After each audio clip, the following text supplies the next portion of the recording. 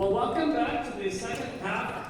As always, I have to do a bit of blabbing before we do the next piece here. Now, I do want to say a few words of thanks to just for some background. I think we started back in 2000, and we never had the idea of applying for any grants until this year, and we've actually won some. We've had our whole mission. Somehow we've kept our ticket prices very low and affordable without any grants. And so I'm really excited that we have some of that public funding. Arts Fund has given us 1 grant, and For Culture has given us 2 grants. So can we put a round of applause for...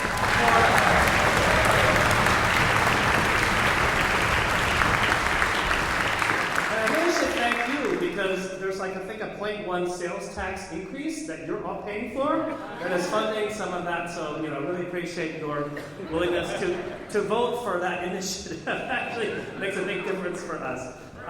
We also have a sort of an anonymous donor that's doing a matching grant for our trailer fund. We have a bigger trailer. We have a lot of equipment with the haul every time. And so if you have any interest in donating to our trailer fund, I appreciate it. And I want to give a round of thanks to that anonymous donor who is in this audience, who is matching this trailer fund. Let's give a hand to Trailer Man.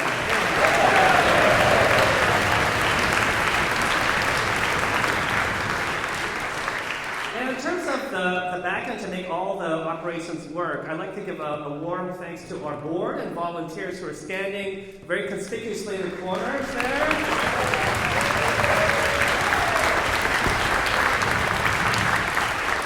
A lot of logistics, board meetings, finances, things like that, that they really help out with. And the last thing, I have that kind of funny thanks. Do you notice that the horns are on a little bit higher than before, and the brass are a little bit less squished. We have some new, just purchased this weekend, some risers from a couple in Kirkland. They gave us a really good deal. It's just it's working quite well. Greg and Brenda happen to be here. We just supporting us, and the risers were sitting in their basement, and now they have a new life. So thank you, Greg and Brenda.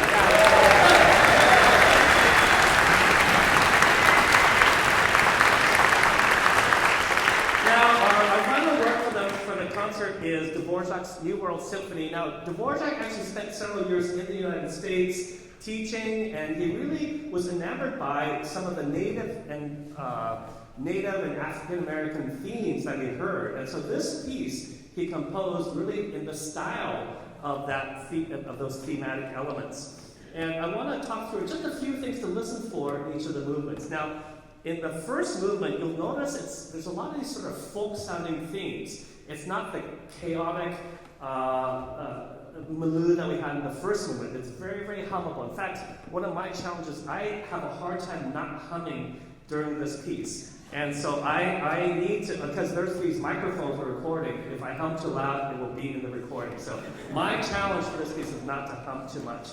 But listen on the first movement, how all these themes are passed around to different sections. And they promised me they're not going to cover up the interesting part as it gets handed around. And I sort of think about folks sitting around a campfire or something, having these themes that go around. You'll see that dynamic play out a lot in this first movement.